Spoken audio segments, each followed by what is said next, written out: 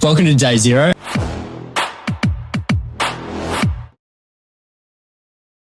Welcome back to the Day Zero podcast. Today, we're joined by Mark Amos. Mark is the latest buyer's agent to join us here at FOUNDIT with over 20 years' experience. He's looking after the eastern suburbs areas of Sydney, some of the lower North Shore, and also the inner west. Mark, welcome to Day Zero. Thank you so much for joining us on the podcast. Thanks, Ben. I'm excited to be here and have a chat and see what we can talk about. Yeah, let's get to know you a little bit better. Obviously, the first question, you've spent more than 20 years in the property industry.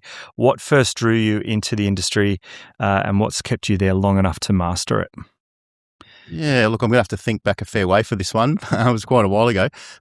But I think it probably was related to building my first house in my 20s. Where was that? That was in Coomera on the Gold Coast. Okay. 4-bedroom house. I think it was a 400 block, and literally from memory, we built it for 230,000. I think I bought the land for 180. Ended up selling it. I think we made 70 grand profit on it. So that's where it all started. That's where my excitement began. Yeah, and followed by urban and regional town planning at university as well. So I was always into design. And originally, I wanted to be an architect, but that didn't quite pan out. But here I am. And I guess long enough to master it was the question, but let's touch on your town planning. That has obviously held you in pretty good stead as well along the way. How do you sort of help clients understand the properties that you're looking to buy and how much of your town planning experience comes into advising them on what they could possibly do with the property? Look, it does play a major role in some instances when we have clients that want to look to add another level, renovate, knock down, rebuild. And of course, I've done all that before with my own projects. So I use that knowledge that I learned at university, as well as my practical experience in performing those renovations and understanding what you need to do for a subdivision. How do you add another level? What are the requirements? Size of land, how much percentage space do we need, the FSR, all of those things come into play. So certainly from my uni days, I gained that knowledge, but now I'm putting it into practical use. And with the tools that we have, we can provide reports that will give each client a good understanding of what they can actually do with the property. Okay. If I can probably plug Property Genie, which we're introducing, which will really add a lot of value to our clients because it will tell you what you can do, how much it's an idea of what it'll cost. Yes.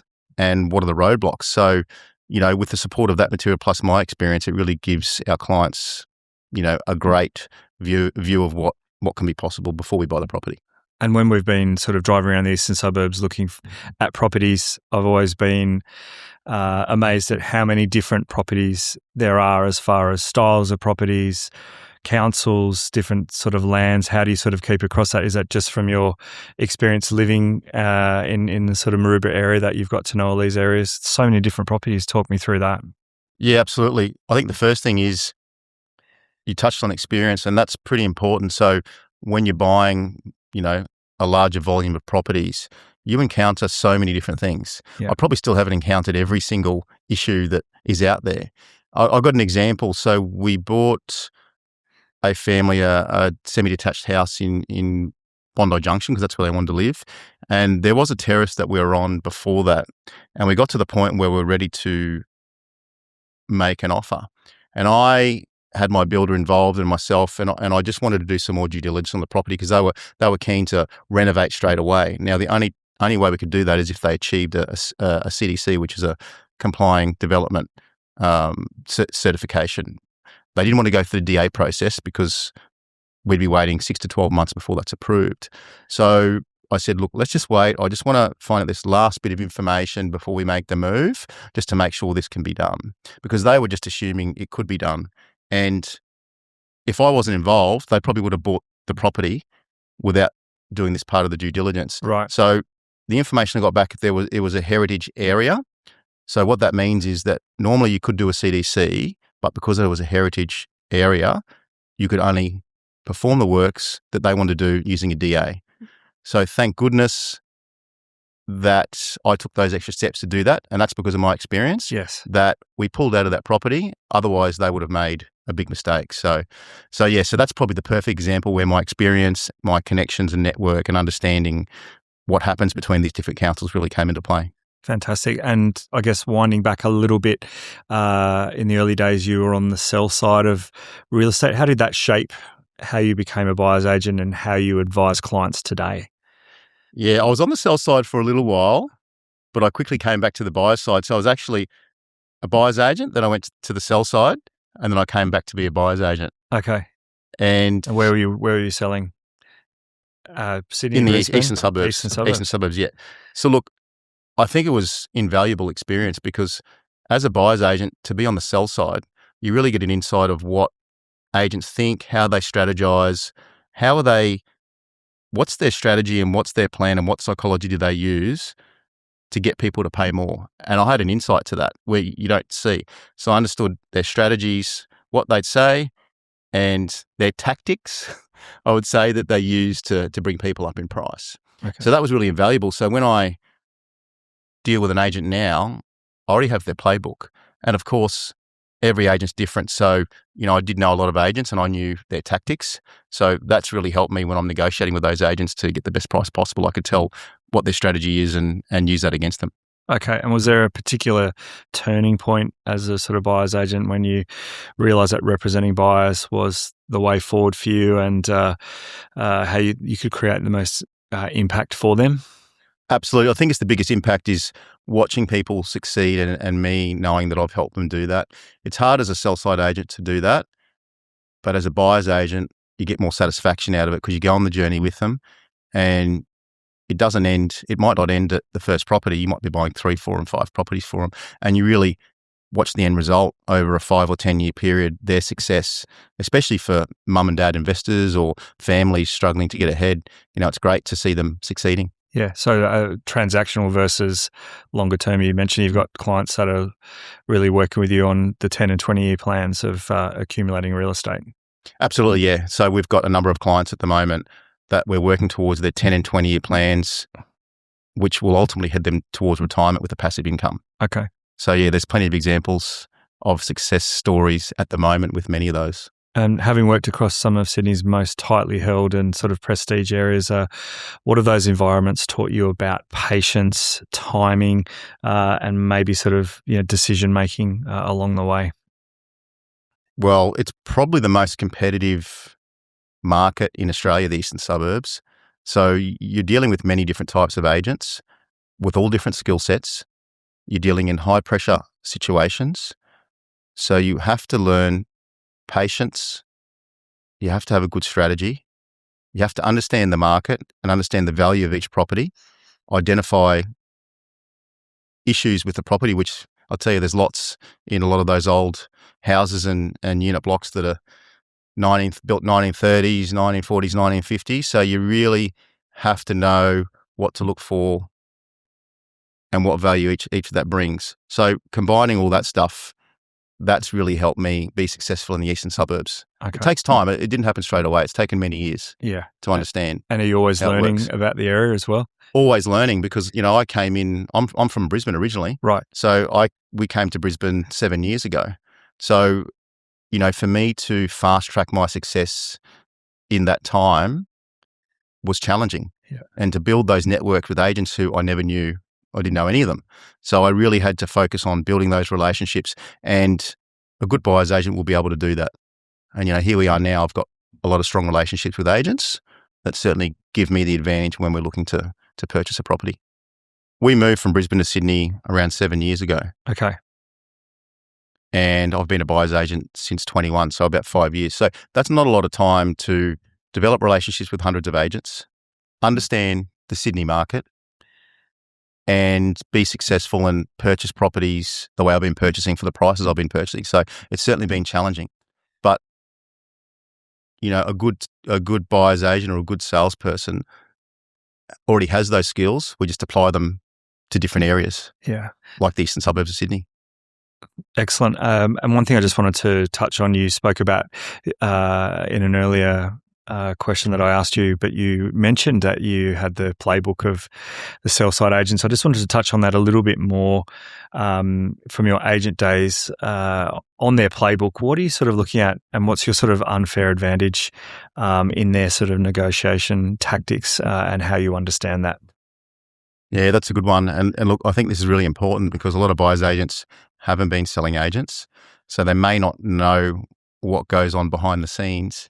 And I was lucky enough to have the opportunity to be able to see that and understand, one, watch agents build a strategy around a property sale. So from start to finish. So, from the appraisal, understanding what they're talking about, what price they write on the agency agreement compared to what they're going to guide at auction, and it can be very different sometimes.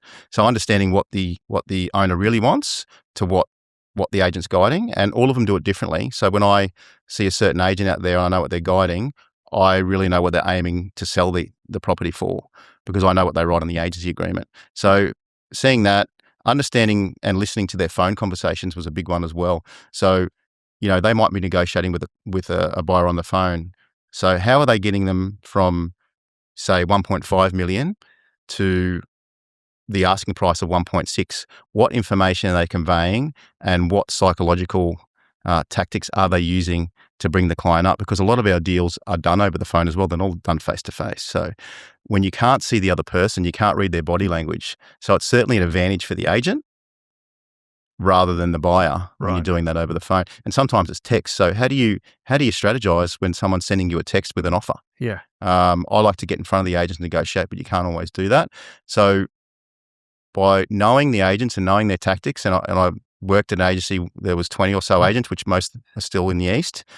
I understand their tactics and their strategies. And once I try and buy a property off them, I know exactly what they're going to do and how they're going to do it. Right. Doesn't always work out, but it certainly gives me an advantage over the other buyers. Yeah. And we've spent a bit of time together as we've done these videos to get you launched and photo shoots. And I've been privy to some of the times that you've had to duck away. You're there all hours. There's no 9 to 5 for you, is there? If there's a negotiation to be done, it's well into the night. Yeah, absolutely. And look, I don't really look at this as a job, because if I was working on like Easter Sunday, I met with a client that wanted to come on board. If it was a job, you'd be going, no, you don't want to do that. So you really have to love it. And it's something I do love doing. So, I don't think of it as a job. And sometimes my wife sort of says, what are you doing? I'm like at 9 o'clock at night, I'm looking at properties or doing work, and I probably have to get off and spend some time with her actually. Yeah. So yeah, I don't look at it as a job. I look at it as a passion of mine, and I love it. And you do have to work 24/7 and be available, because you never know when that next deal comes around the corner. And sometimes I'm doing a deal on Friday night at 8:30. I'm in the agent's office handing him a contract. Yeah. So while other buyers are sleeping, I'm still doing deals. I think you were negotiating on the way here when we were walking on. Correct. Yeah, that's right. Always on. So your reputation is built on securing properties at below market value, but then hopefully giving them some accelerated equity growth. When did that become your signature style? Was it straight away? Is that style? Yeah, look, it didn't really plan to be that way. It just was a natural progression, because I was doing that with my own properties. I was buying, properties for myself under market value, and then we were renovating them, flipping them, developing them, subdividing, and people were seeing what I was doing in my private portfolio, and naturally, I just automatically aim to do that with my clients. And sometimes it's not always possible, but even in a competitive market, we've still managed to purchase properties under market value for our clients. And I've got, a lot of examples that are out there for sure. Fantastic. So Mark, you were born and bred in Brisbane. Tell us a little bit about what your sort of growing up experience was like in Brizzy, and how you made your way down to Sydney. Yes, Ben, I'm actually a Queenslander, so don't hold that against me, in New South Wales. Oh, okay. I still go for Queensland, and I still hate the Blues, but I love the people in New South Wales, so that's the most important thing. Yeah. And look, I grew up in Springwood, which is on the south side of Brisbane. I went to Springwood Central, which is a primary school, and made my way to Springwood High. So both public schools, and that's where I met Stephen Bradbury, who's still a good mate of mine. We were in school from grade 8, and we've been friends ever since. So over 30 odd years, to the point where we have a brewery together called Last Man Standing, right opposite Suncorp Stadium. So we've got the brewery, we've got the beer Last Man Standing. So for anyone who's up in Brizzy and they're going to the footy, we're across the road, drop by for a beer, and you might see Steve there as well. I can attest that it's a very good beer. I had one the other day, so thank you for beautiful. that. No worries. That's what we're here to do, feed the masses. And then when you left school, tell us about where you worked in Brisbane and what you got up to before getting into real estate. Yeah, look, I wasn't really sure what I wanted to do after school, but I was always into design and architecture. So I ended up going to university and doing urban and regional town planning. Okay. I did that for 3 years at QUT at Guards Point, and that served me well for what I do now as a buyer's agent. Certainly, it sort of helped, set the standard for what I wanted to do. So I spent my time there, ended up moving to the Gold Coast after uni. And look, I've got a love for surfing, so lived on the Gold Coast, traveled all around the world surfing for many, many years to many different countries with all my friends. I wish I could go back and do that again. That'd be fantastic. Love my sports. I love, my league. Used to play cricket for Winter Manly as well as a keeper. Played some rep cricket as well, and played golf. So, I love my ball sports and continued to do all that today as well. And was a salesperson. So I started out in retail sales for a company called Elite Fitness and sold fitness equipment. And that's probably where my sales career, actually, no, it started at Amart All Sports, which is a sporting company up there selling shoes and all different types of sports equipment. Then I went to Elite Fitness and we sold fitness equipment, ended up managing that particular business for quite a period of time. Then I decided to go overseas for a few years and just travel around surfing, which was fantastic. Came back and worked out what I wanted to do, and it was to stay in sales. I ended up working for a number of different companies in the pharmaceutical space as well as the medical device space. Okay. And I made my way through that business all the time, looking at property too. I mentioned before the house at Coomera was the first one, the freestanding house we built there. Bought a unit on the Gold Coast, I think for $330,000 on Old Burley Road at Broadbeach, 3-story walk up, north corner, garage, ocean views. It's worth about 1.2 mil now. So, just the love of property came from those successes and those experiences. And making your way down to Sydney, sounds like you're still able to get a lot of surfing in there as well. Yeah, absolutely. Well, when we came down to Sydney, we lived in Bondi. And then not long after Bondi, we bought a property in Vaucluse. And that Vaucluse property we bought at the start of COVID. And everyone knows it was a really weird time. And probably a bit like now, property was going backwards. So we managed to get this property, what was it, 1.14 million for this 2-bedroom unit.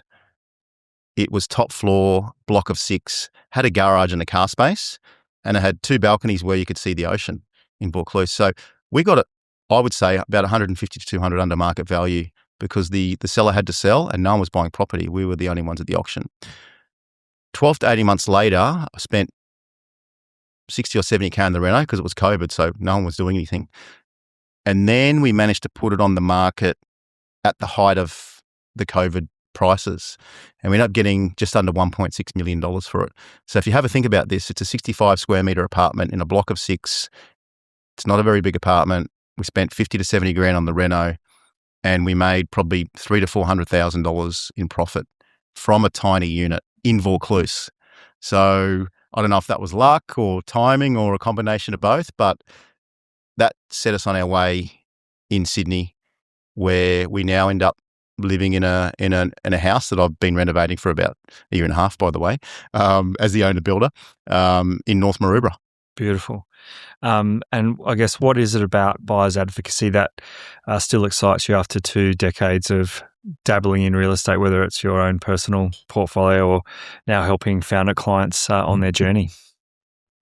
It's really watching the smiles on, a family or the kids when we found in their dream home. That's, I think, the biggest thing for me. because most of these families or clients have been looking themselves for 6 to 8 months or even 12 months. And, they're tired, they're stressed, they're about to give up. And then they come along to me and we secure a property within 12 weeks usually. And the difference in their attitude and how happy they are from when I get them to when we secure the property is amazing. So just seeing that, they're so happy and they're moving in. So that's probably the biggest thrill for me, other than seeing an investor where we bought a property a few years ago and has had massive equity gains in a short period of time. That's pretty satisfying as well too. And they've come to you after a long period of time, maybe not understanding the process of how to buy real estate because they haven't been successful. But what are some of the things behind the scenes that, as a person that you're working with, that they would never see that you do in the background? Yeah, look, there's a lot. Probably the hundreds of phone calls per week to agents. And the reason why we do that is because we're talking to them about our client's brief, and there'll be opportunities, off-market opportunities that are not advertised. They're not necessarily on websites, but it's stuff that they've got that they'll usually only give to buyer's agents.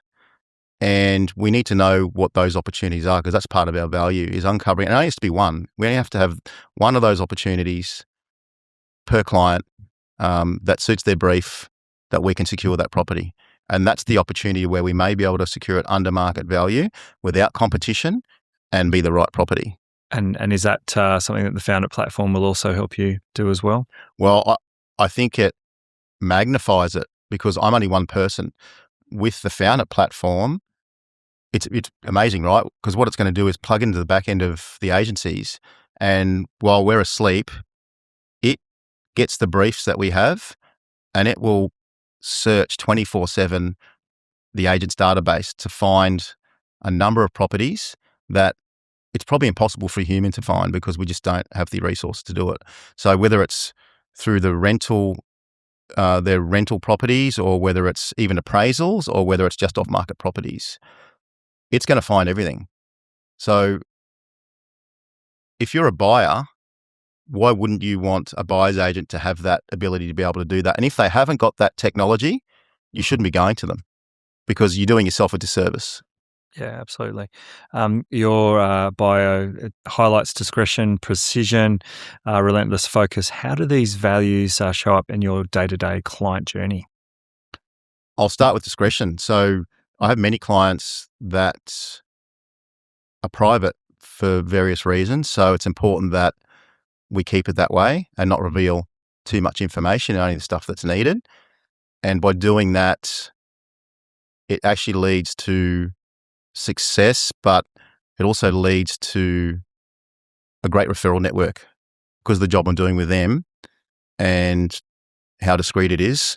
I'm finding that they're telling their friends and they're coming to me to do the same thing. So that's probably the discretion side around that. And the other 2 points. Yeah, your relentless focus. Yeah, that's well, you have to be. You can't be a good buyer's agent if you haven't got relentless focus, because you are looking at hundreds of properties every single week, whether it's online or going to physically view them. So you have to be relentless. If you're not going to secure that property in the right time frame, and you're going to be here 6 or 12 months later still looking for properties for clients. So it is relentless, and you can't give up. And I don't like failure. And sometimes you have to fail, but I don't want to.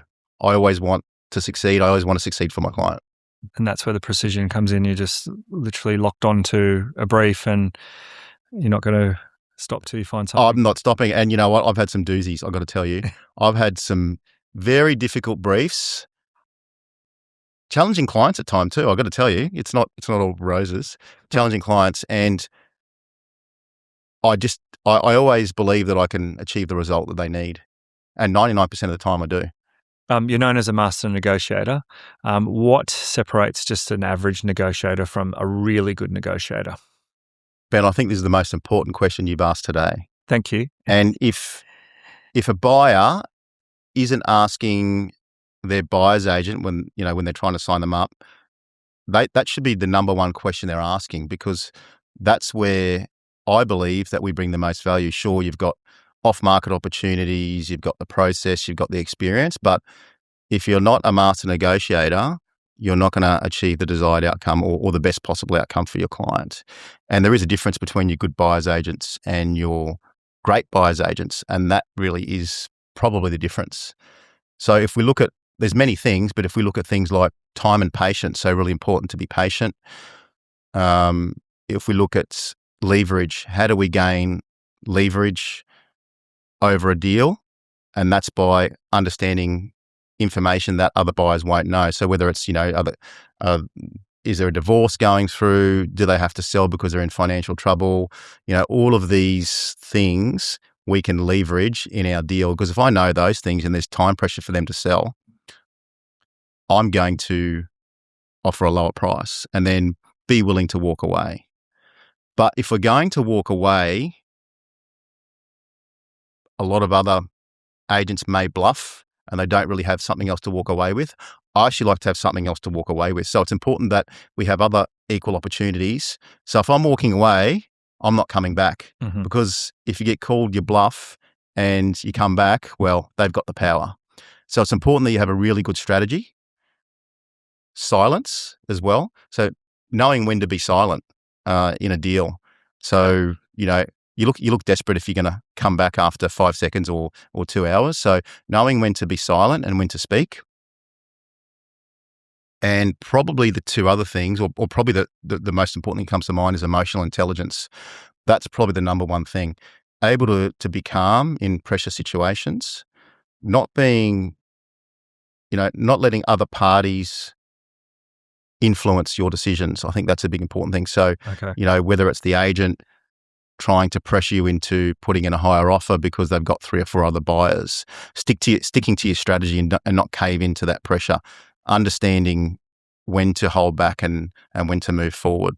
And a really good experienced buyer's agent will know when to do that while keeping your buyer calm as well. So reassuring your buyer, keeping them calm in the situation and keeping yourself calm as well. So not showing emotion only when needed. So I think a combination of all of those things is how you become a master negotiator, and the difference between your average buyer's agent and your one that's at a high level. Okay.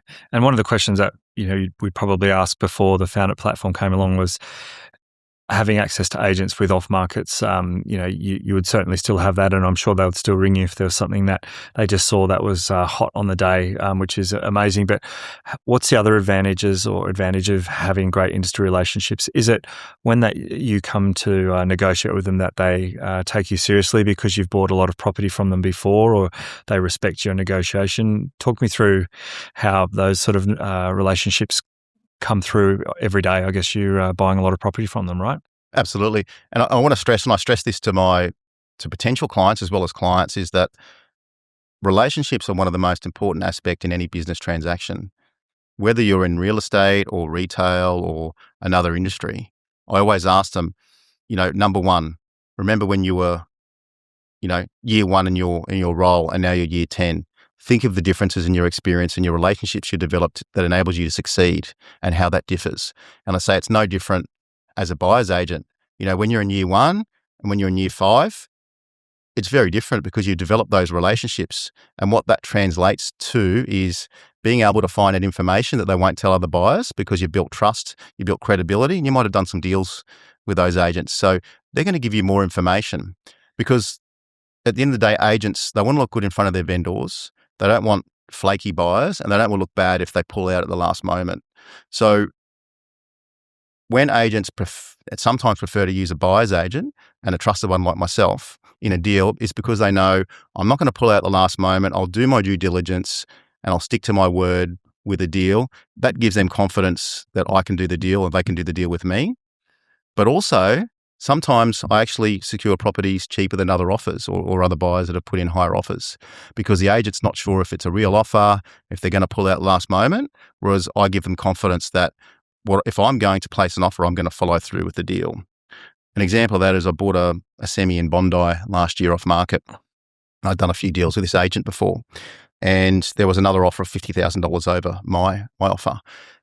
They couldn't deliver that, or they couldn't exchange unconditionally till Monday, where I was ready to go on the Friday night. So the agent didn't know the other buyer, and the seller needed to sell quickly. So he didn't have confidence that other buyer would come back, and he didn't want to lose me. So we did the deal.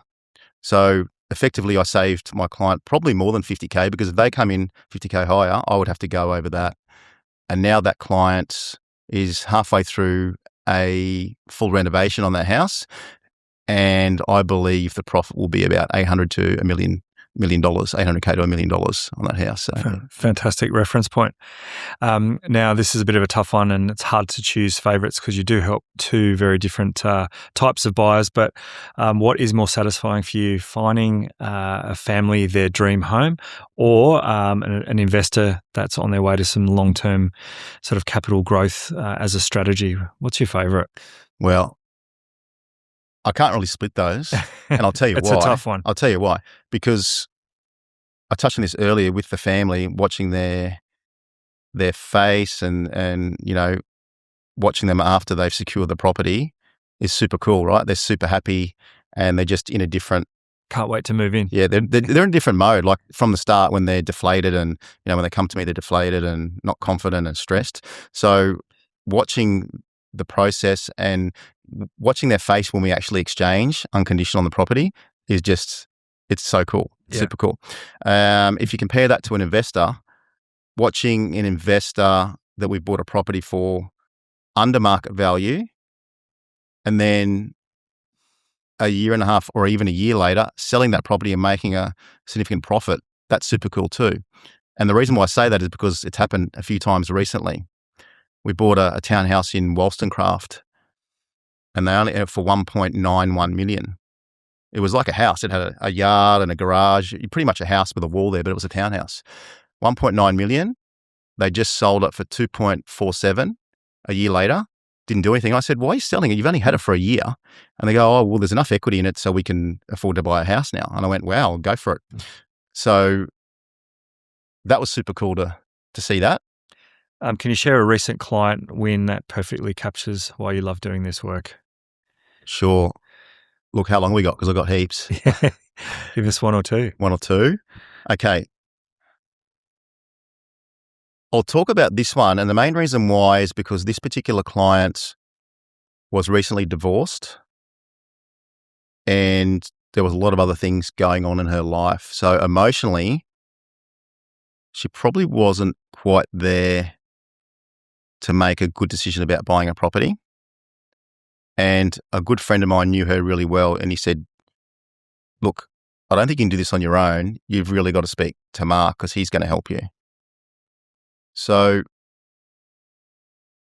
she had a half-decent budget, but it was a small area that we were looking in. It was basically, she wanted to live in Bondi Junction. That was her place, because it was close to transport and other things that around the area that she wanted to access.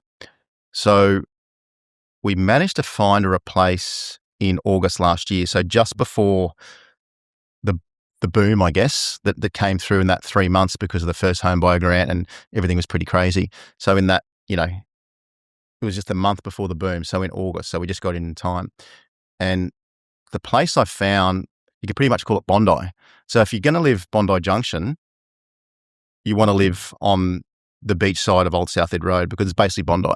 So you're going to get better uplift, better growth, and it's going to be more attractive than the other areas. So I said, look, I'd prefer you to buy in this area, because it's going to perform better than the other side of Bondi Junction. So we managed to find this terrace. It was a 3-bedroom terrace, completely renovated. I'm talking, these guys had spent probably $800K on the reno, because as we know, terraces can be quite costly to reno. So it's pretty much a brand new renovation. It was perfect for her because she was by herself, had a yard out the back, 2 bathrooms upstairs, which is very rare for a terrace. It had bridge views from her bedroom, but what we didn't realize at the time, and even I didn't realize, is that it's got a flat roof. So there's potential to get up to that roof and hopefully have a deck out there. And you've got views of the harbour as well as the bridge, which we sort of didn't work out till we'd already exchanged on it. So that's another added value.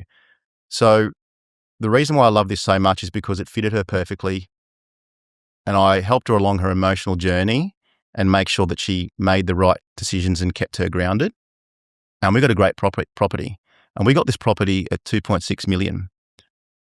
That's a $3 million property now. And we're only talking, 5 or 6 months later, because we got it probably 100 or 200 under market value at the time, just before everything started to rise, which, by the way, is probably going to happen soon again. So now's, if we're talking about now, it's a great time to buy if you're an investor or if you're an occupier, because I feel that once this war's over and sentiment goes back to positive, we're going to see prices go up again, depending on the interest rates, of course. But I feel like that if you buy now, you're going to reap the rewards in the next few years. For buyers entering the city market now, what mindset would give them the best chance of success of purchasing a property, besides hiring you as their buyers? Well, I was going to say that. If we're talking about the mindset. Yeah, mindset.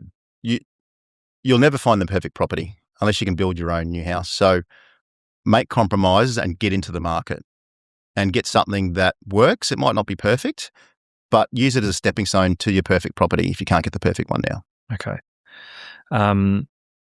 With your level of experience, what specifically stood out about FOUNDIT that made joining feel like the right move for you? Look, at the time, I wasn't really looking to move agencies, potentially starting on my own. However, I was talking to the FOUNDIT team for probably 4 or 5 months to really get an understanding of what they do and how they do it, because I didn't just want to go to another buyer's agency. They're all pretty similar. What stood out for FOUNDIT was, number one, the culture. That's a huge thing. If you've got a great culture, you're going to have fun. Number two, the system and the way they operate. So everyone's on equal footing. I can suggest improvements to the business and no one's going to look down on me. Everyone speaks and is treated as equals. I think that's a big thing. So no one's scared to talk to someone or give them feedback. So I think that's great. We're all working together as a team. And I think we all have similar values. And the technology is a big thing, and it's going to play a massive role in the future. And those were the main things that really made me decide to come over to FOUNDIT. And to that point, how aligned is FOUNDIT's model with the way you believe premium buyer representation should be delivered? Absolutely, and this is probably one of the reasons I came over, is when we're buying premium properties, we need to make available all the information for the client. So, whether that's due diligence, I know other buyers agencies don't do a lot of that. We're very different. I haven't seen due diligence like this anywhere before. With the reports that we're provided, with Kenton head office and the information that he has and knows, it really puts us ahead of the game and gives our clients confidence that they're making the right decision. That's what you want to do, right? If clients have 100% of the information, they can make the best decisions. How can you make a good decision if you haven't got all the information? And no one else is doing what we're doing in terms of the due diligence, in terms of the AI technology, resourcing and searching for properties. No one else is doing it. And that's a good sort of segue to the next question, which is our approach combining people, tech, property, data. How does that elevate outcomes for the clients in real terms, especially that due diligence? Yeah, it can only be positive, right? As I said, the more information a client's got, the better decisions they can make. And when we're talking about due diligence or how we search and find properties, coupled with our experience in the market, it's a win-win situation for everyone. And really, there's not a lot of other agencies that can match that, what we have and the technology we've got coming. Yeah. And what does that allow you to achieve, having that sort of level of technology? Is it obviously better insights, but does it make your clients feel more comfortable when you're suggesting properties to them? How's that sort of changed, having that level of due diligence? Absolutely. It's changed for me. We had due diligence before in my previous company that I worked at, but this is another level. This gives me even more confidence in securing a property and recommending a property to clients. With the level of due diligence that we're doing compared to what everyone else is doing, we are ahead of the pack and making sure that each time the client knows that we're buying the right property for them. Like it's chalk and cheese. It's it's actually unbelievable. What do you think FOUNDIT is doing differently in the Sydney market right now that people should be sitting up and taking notice of? I think it's doing a number of things differently. And to attract talent like Nick Dowling from Jealous Craig and the quality of the buyer's agents that's coming on board, we must be doing something differently. And what that is a different culture, the technology, a buyer's agency school. Like, who's doing that? You know, we're going to be nurturing buyer's agents the right way instead of just pushing 100 out and saying, here you go, get on with it. Yeah. How can they succeed? They can't. They've got no experience. So we're doing that the right way. So we're building a legacy for this company, and we are educating these agents that are coming through this school to do the right thing, make the right decisions, and setting them up for success, not failure, like what's been happening in the past. And so, yeah, that's a big difference. Big difference, yeah. And that leads into our next question on the tech side of things at FOUNDIT. With our sort of post-purchase portal, you are into building strategic portfolios for your clients. How does that sort of tie in with what you're looking to do when you're talking to clients now? Yeah, I'm super excited about that one. The main reason why I've got a number of clients that have got investment properties, and how do they find out how much their property's worth? How do they know when the best time is to purchase their next property? But previously I was doing it, we're doing it manually sort of thing, we're doing a report, we're doing evaluation, we're speaking to them. But now with this new amazing technology, at any time of the day, our clients can jump onto the portal, they can have a look at their property, and they can see how much it's worth, how much it's growing by, what the rental yield is, which will in turn let them know when the right time is to purchase their next property. And we're all linked to that. So we both can access this information and work together to build up to the next property or their next 5 properties over the next 10 years. Okay. And looking on to the next sort of 3 to 5 years, what are you most excited about to build at FOUNDIT over that time? Oh, I wouldn't mind going surfing soon, Ben. I haven't been surfing for a while since I've started. But over the next 5 years, personally, I want to build a class-leading team of buyer's agents that I really want to mentor and train and be successful and really represent what a buyer's agent should be with the right values and the right cultural fit. So I think that's number one. Number 2, I want to see FOUNDIT as the number 1 national buyer's agency, the go-to buyer's agency that clients want to go to. And I believe we can do that through our technology, through our experience, through our culture, and through our professionalism. Excellent. One or couple more quick questions, which we ask everyone on the podcast. A couple of curly ones. Sorry to get you at the end. Yeah. On a pizza, pineapple, yes or no? Yes. Yes. Of course. The best. Okay. I actually had it last night. Did you? Yes. Okay. And second, what's your favorite emoji if you use one? I think the thank you emoji. Thank you emoji? Yeah. That's a popular one? Yeah. Awesome. Mark, thank you so much for joining us on Day Zero. We've loved having you on board. Welcome to the team, and we look forward to getting you back on some podcasts again very soon. Thanks, Ben. It was awesome.